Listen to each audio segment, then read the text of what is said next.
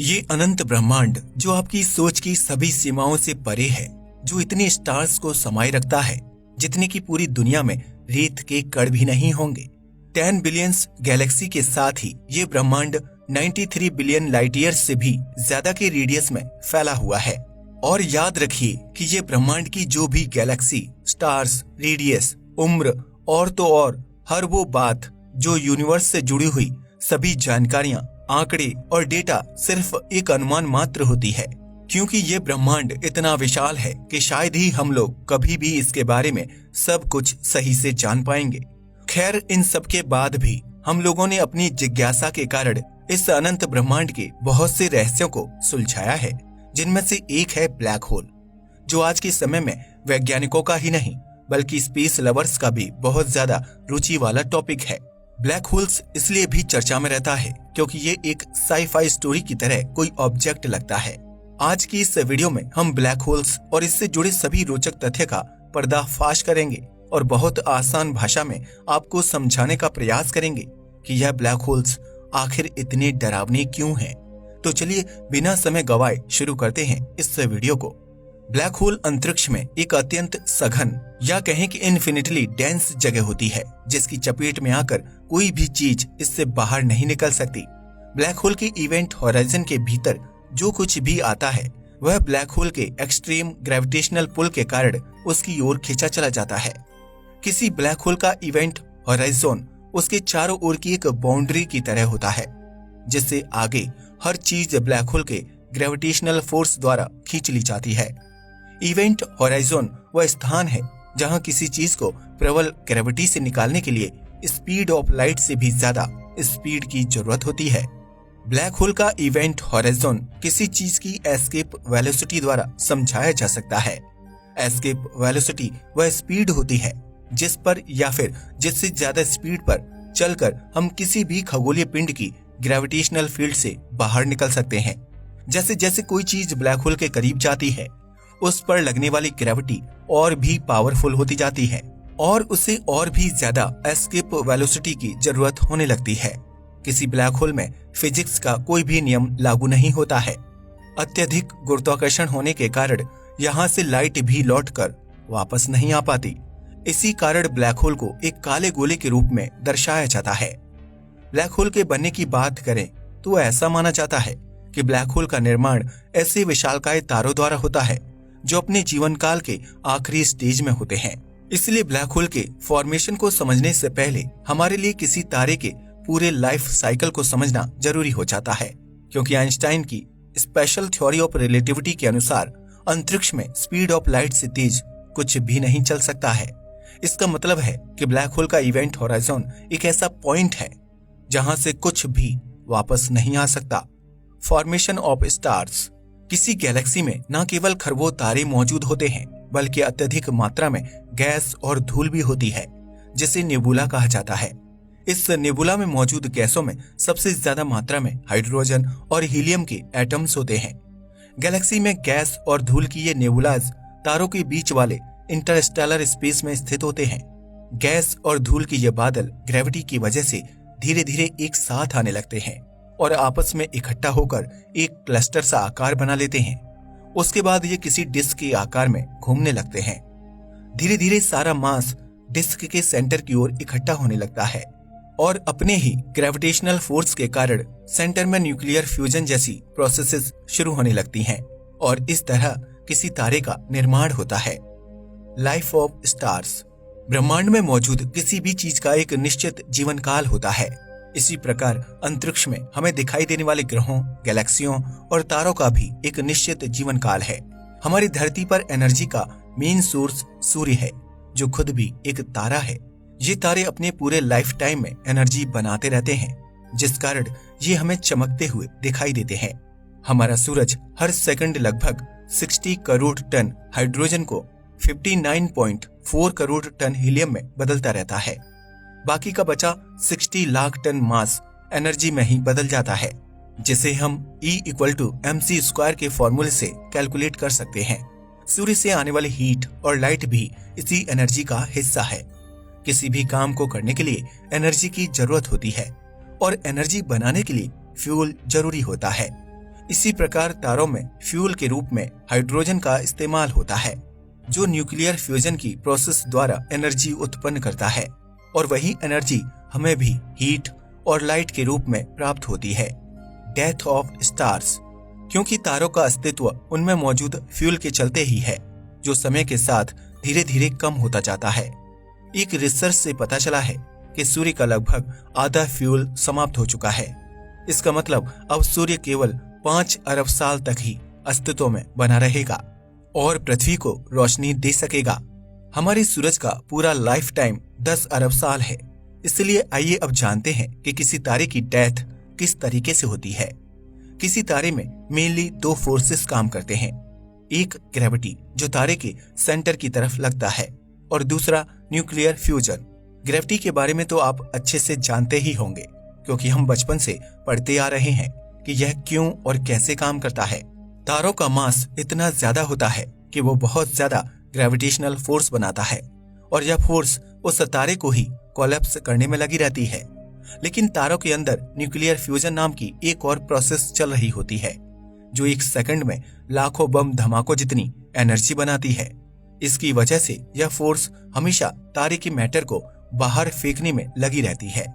इन्हीं 2 फोर्सेस के कारण तारा स्टेबल कंडीशन में रह पाता है, क्योंकि यह दोनों फोर्सेस आपस में ही एक दूसरे को कैंसिल कर देती हैं।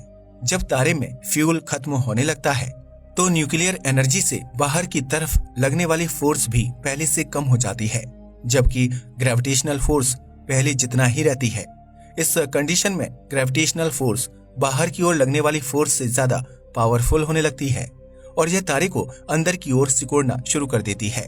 जब ग्रेविटेशनल फोर्स सितारे को एक लिमिट से ज्यादा कंप्रेस कर देती है, तो उसके कोर में बन रहे हैवियर एलिमेंट्स भी आपस में फ्यूजन प्रक्रिया शुरू कर देते हैं, जिससे बहुत कम टाइम में बहुत भयंकर एनर्जी रिलीज होती है, जो पूरे तारे को एक झटके में ब्लास्ट कर देती है, जिससे एक बहुत बड़ा एक्सप्लोजन होता है, और इस एक्सप्लोजन को हम कहते हैं सुपरनोवा। इस धमाके के बाद तारे का सारा मैटर गैस क्लाउड्स में बदलकर अंतरिक्ष में फैल जाता है। बचा रहता है तो केवल उसका डेंस कोर। किसी भी तारे की डेथ और उसके बाद उसका कोर और फिजिकल प्रॉपर्टीज तारे के मास पर निर्भर करती है। हमने इन तारों को 2 टाइप्स, पहला कम मास और दूसरा ज्यादा मास में क्लासिफाई करके इनकी डेथ को समझाया है। Formation of black holes. विशालकाय तारे जो हमारे सूर्य के 1.4 गुना या उससे भी ज्यादा बड़े छोटे तारों के कंपैरिजन में बहुत कम समय में मर जाते हैं।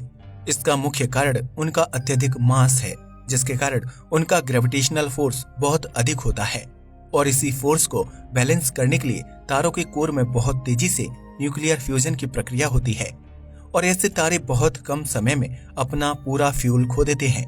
छोटे तारों में हो रही प्रक्रिया से बिल्कुल अलग, जब बड़ी तारों में हाइड्रोजन खत्म हो जाता है तो हद से ज्यादा ग्रेविटी होने के कारण हीलियम के एटम्स फ्यूज होकर हैवियर एलिमेंट्स को बनाने लगते हैं। ये प्रक्रिया चलती रहती है जब तक कि कोर में आयरन के बनने की प्रोसेस पूरी ना हो जाए। आयरन के बाद इनमें आगे और फ्यूजन नहीं हो पाता, और इस स्थिति में तारा अपनी ही ग्रेविटी के कारण सिकुड़ना शुरू होता है, और इससे कोर में मौजूद आयरन बहुत तेजी से गर्म होने लगता है। ग्रेविटेशनल फोर्स इतना प्रबल होता है कि तारे के कोर में मौजूद आयरन के इलेक्ट्रॉन और प्रोटॉन मिलकर न्यूट्रॉन का निर्माण करने लगते हैं। 1 सेकंड से भी कम समय में आयरन का कोर, जो हमारी पृथ्वी के आकार का है, लगभग 6 मील या कहें कि 10 किलोमीटर के रेडियस के एक न्यूट्रॉन कोर में बदल जाता है। तारे के सिकुड़ने से कोर अरबों डिग्री तक गर्म होता है, और इसके बाद सौरमंडल में एक भयानक विस्फोट होता है, जिसे हम सुपरनोवा के नाम से जानते हैं। इसके बाद बचा हुआ कोर एक न्यूट्रॉन स्टार का निर्माण करता है, और अगर इसका आकार बहुत अधिक हो तो यह किसी ब्लैक होल में भी बदल जाता है। First image of black hole. Event horizon telescope का इस्तेमाल करते हुए साल 2019 में पहली बार किसी ब्लैक होल को देखा गया था, और पहली बार वैज्ञानिक किसी थ्योरेटिकल चीज की तस्वीर को दुनिया के सामने लेकर आए थे।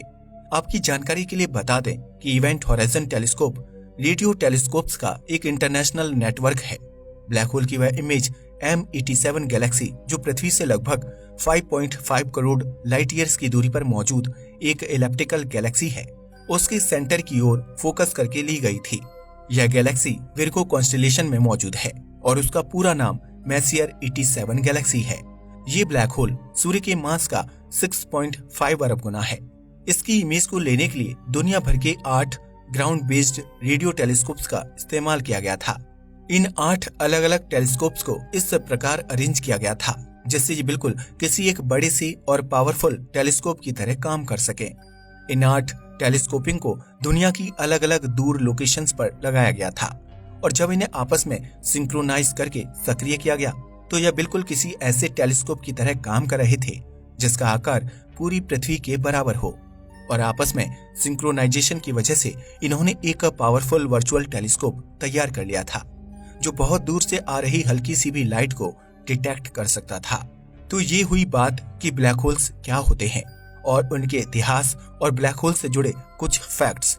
थ्योरेटिकल रूप से और मैथमेटिकल कैलकुलेशंस के मुताबिक कोई भी मैटर, चाहे उसकी क्वांटिटी जितनी भी हो, एक ब्लैक होल बन सकता है, लेकिन केवल तब जब वह इतनी जगह के अंदर स्टोर और कलेक्ट हो जाए जिसका रेडियस उस मटेरियल के श्वार्ज़शील्ड रेडियस के बराबर हो। इसके अनुसार हमारे सूर्य का मास 3 किलोमीटर के रेडियस और पृथ्वी का 9 मिलीमीटर के रेडियस के अंदर होने पर यह ब्लैक होल में बदल सकते हैं। अगर देखा जाए तो अर्थ और सन दोनों के पास ही इतनी ग्रेविटी नहीं है कि वो इस रेडियस को हासिल कर पाएं। जैसा कि मैंने आपको बताया, थ्योरेटिकल लैंग्वेज में तो कोई भी चीज एक ब्लैक होल में बदल सकती है, लेकिन हमारी एक्चुअल दुनिया में ऐसा नहीं होता। वास्तविक दुनिया में केवल बहुत बड़े तारे ही एक ब्लैक होल में बदल पाते हैं।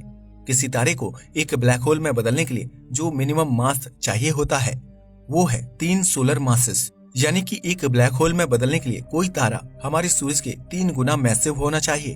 हर गैलेक्सी के सेंटर में एक सुपर मैसिव ब्लैक होल होता है और ज्यादातर गैलेक्सी के बीच में एक नहीं बल्कि सैकड़ों ब्लैक होल्स होते हैं जिनकी कंबाइंड ग्रेविटेशनल फोर्स इतनी ज्यादा होती है कि वे पूरी गैलेक्सी को संभाल सके। खैर, ये तो हुई ब्लैक होल की बात, पर क्या हो अगर कोई इंसान इसमें गिर जाए। ब्लैक होल एक ऐसी चीज है जिसके बारे में अभी तक इंसान ज्यादा इंफॉर्मेशन जुटाने में असमर्थ रहा है और अभी ब्लैक होल से जुड़े ऐसे बहुत सारे सवाल हैं जिनका जवाब ढूंढना बाकी है। इसलिए हम आगे जिस बारे में भी बात करेंगे वो अप्रोक्सीमेटली और अनुमान के हिसाब से होगी। ब्रह्मांड में ब्लैक होल के अस्तित्व में होने के बारे में इंसानों को काफी समय पहले से ही पता लग गया था, लेकिन इसके ब्लैक और मिस्टीरियस फॉर्मेशन के कारण इसको लेकर वैज्ञानिकों के अंदर काफी ज्यादा बहस होती रहती थी। कुछ वैज्ञानिक कहते हैं कि ब्लैक होल का सेंटर पॉइंट ऑफ सिंगुलैरिटी एक ऐसा पॉइंट है जहां पर फिजिक्स के कोई भी नियम फॉलो नहीं होते और ये पॉइंट स्पेस टाइम को इन्फिनिटी तक मोड़ देता है। देखिए, आइंस्टाइन की जनरल थ्योरी ऑफ रिलेटिविटी के अनुसार ग्रेविटी कोई फोर्स नहीं है।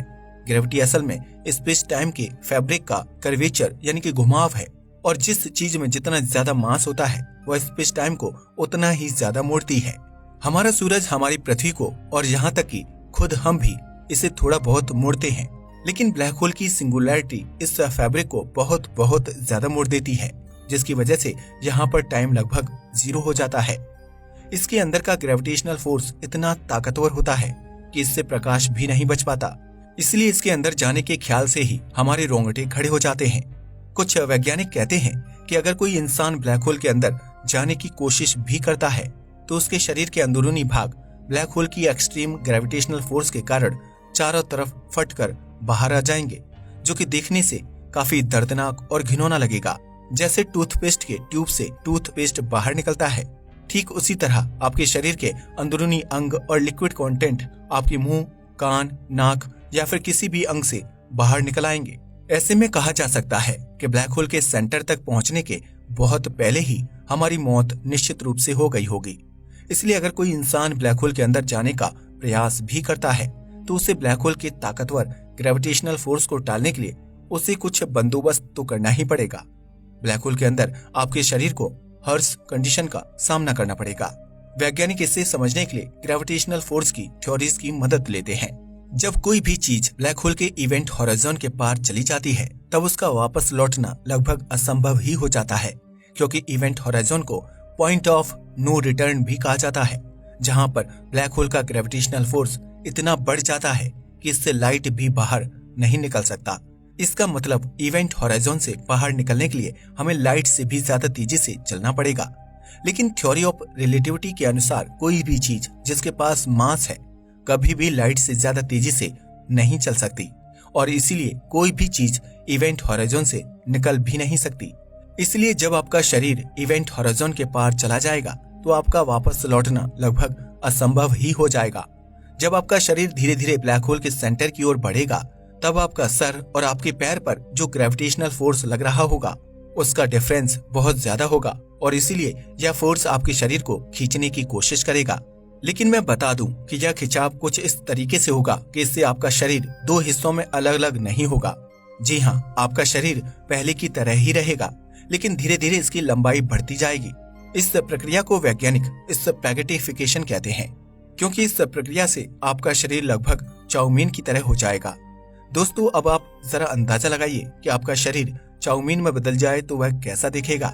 हालांकि यहाँ पर इम्पोर्टेंट बात यह है कि इतनी भारी मात्रा में ग्रेविटेशनल फोर्स को सहने के बाद भी हमारा शरीर काफी समय तक सॉलिड ही बना रहता है।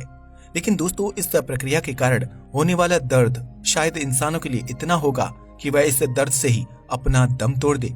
वैज्ञानिकों का मानना है कि इंसानी दिमाग बहुत क्रूर कंडीशंस में अपने आप ही बंद पड़ जाता है और इसके अंदर मौजूद सेल्स अपने आप ही डिसइंटीग्रेट होने लगते हैं। इसी वजह से जब आपका शरीर चाउमीन की तरह बन जाता है तब आपके दिमाग के अंदर मौजूद सेल्स खुद ब खुद नष्ट होने लगते हैं। इसी वजह से आप तुरंत ही बेहोश होगे और उसके बाद मर जाओगे। मरने के बाद हमारा शरीर धीरे धीरे छोटे छोटे पार्टिकल्स में टूटने लगेगा। यह पार्टिकल्स बाद में फंडामेंटल एटम्स में बदल जाएंगे। एटम्स में टूटने के बाद आखिर में हम सिंगुलैरिटी में गिर जाएंगे। सिंगुलैरिटी के स्टेट में हमारे शरीर के एटम्स अपने सब एटॉमिक पार्टिकल्स में टूट जाएंगे। यहाँ ध्यान रखने वाली बात यह भी है कि एक बार सिंगुलैरिटी में गिरने के बाद कोई भी चीज वापस अपनी स्टेट में नहीं आ सकती। इसलिए एक बार हमारा शरीर सिंगुलैरिटी में चला गया तो हमारा अस्तित्व उसी के साथ साथ हमेशा हमेशा के लिए खत्म हो जाएगा। हालांकि सिंगुलैरिटी का प्रभाव ब्लैक होल के आकार पर निर्भर करता है। अगर आप हमारे सौरमंडल के आकार के जितने ब्लैक होल के अंदर गिर भी जाते हैं तो भी आपके शरीर की वही कंडीशन बनी रहेगी।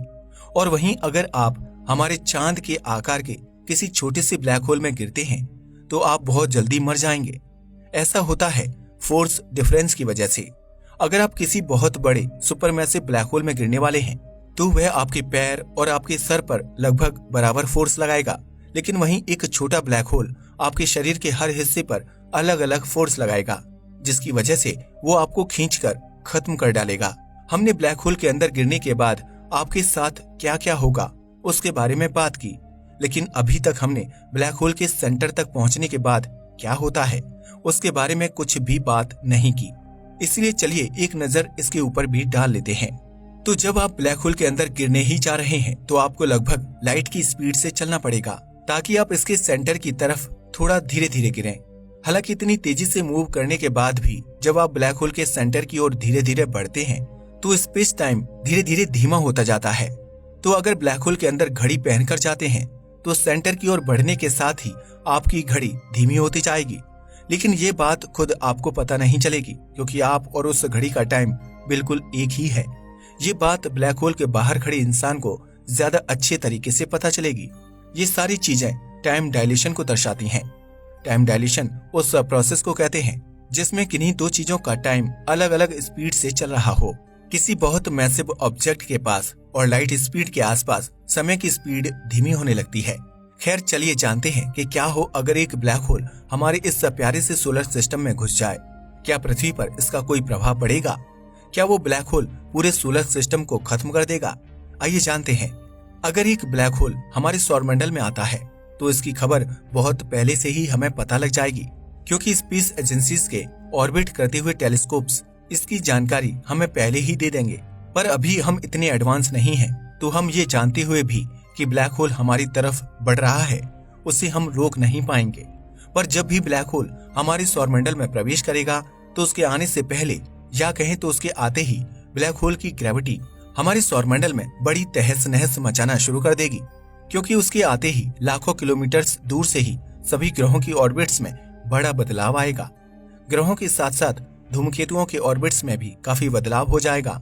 शुरुआत में धूमकेतु और उल्कापिंड हमारी ओर आना शुरू कर सकते हैं, मतलब कि हमारी पृथ्वी पर अब उल्कापिंडों की बारिश शुरू हो जाएगी।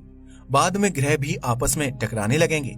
इसके अलावा अगर बृहस्पति जैसा विशाल ग्रह ब्लैक होल के रास्ते में आता है तो ये गैसों से बना विशाल ग्रह अपनी सभी गैसों पर नियंत्रण खो देगा और ये सभी गैसेस ब्लैक होल के आसपास एक बहुत बड़ी डिस्क बना लेंगे जो गर्म होने की वजह से बहुत ही चमकती हुई दिखाई देगी। वैसे तो ऐसा कोई भी ब्लैक होल हमारे नजदीक नहीं है और ये होना बहुत ही रेयर है, लेकिन अगर इन सब के दौरान ब्लैक होल हमारी धरती के पास आ जाता है तो शुरू में इसकी एक्सट्रीम ग्रेविटी के कारण विनाशकारी भूकंप और ज्वालामुखी बनेंगे। जब ब्लैक होल हमारी पृथ्वी की ग्रेविटेशनल फील्ड में पहुंचेगा तो हमारी पृथ्वी का सॉलिड क्रस्ट टूटकर बड़ी बड़ी चट्टानों में बदल जाएगा और ये चट्टानें उड़कर ब्लैक होल की तरफ जाने लगेंगी। सतह के नीचे मेंटल लेयर में मौजूद लावा भी पृथ्वी की ग्रेविटी को छोड़कर ब्लैक होल की तरफ जाना शुरू कर देगा।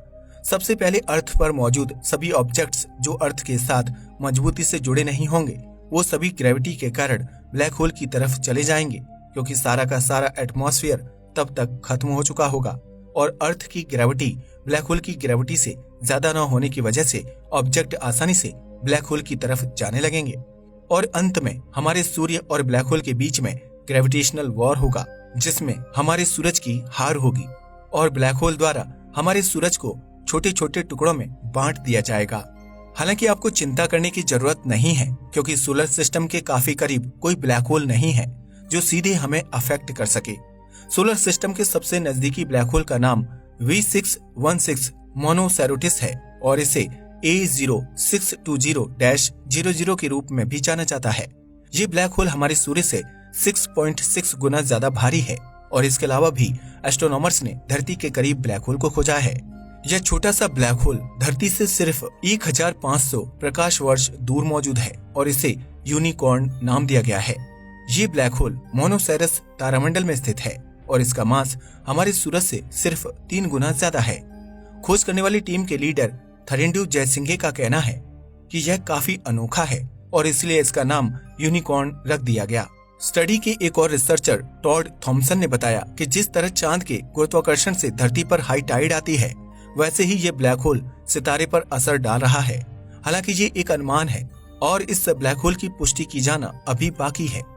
ऐसे कम मास वाले बहुत कम ब्लैक होल खोजे गए हैं, क्योंकि इन्हें खोजना बहुत मुश्किल होता है। ब्लैक होल में गई रोशनी तक वापस नहीं आ पाती है। ये आसपास के ऑब्जेक्ट्स पर जो असर डालते हैं उसके आधार पर ही इनका पता लगाया जा सकता है। तो अब तक आप जान ही गए होंगे कि क्या होगा अगर हम ब्लैक होल में गिर जाएं, या क्या हो अगर कोई ब्लैक होल हमारे सोलर सिस्टम में आ जाए। आपने ये भी जाना कि कैसे ये दोनों परिस्थिति होना बहुत ही मुश्किल और असंभव सी है। ब्लैक होल अभी हमसे बहुत दूर है और इसके पास जाना भी हमारे लिए एक सपने के बराबर ही है, पर फिर भी हमने आपकी जिज्ञासा को पूरा करने के लिए ये कल्पनाओं से भरा और तमाम विज्ञान के नियमों को नजर में रखते हुए ये वीडियो पेश किया है। उम्मीद है कि आपको ये पसंद आया होगा। अगर हाँ तो दोस्तों लाइक और सब्सक्राइब करना मत भूलिएगा। जय हिंद दोस्तों।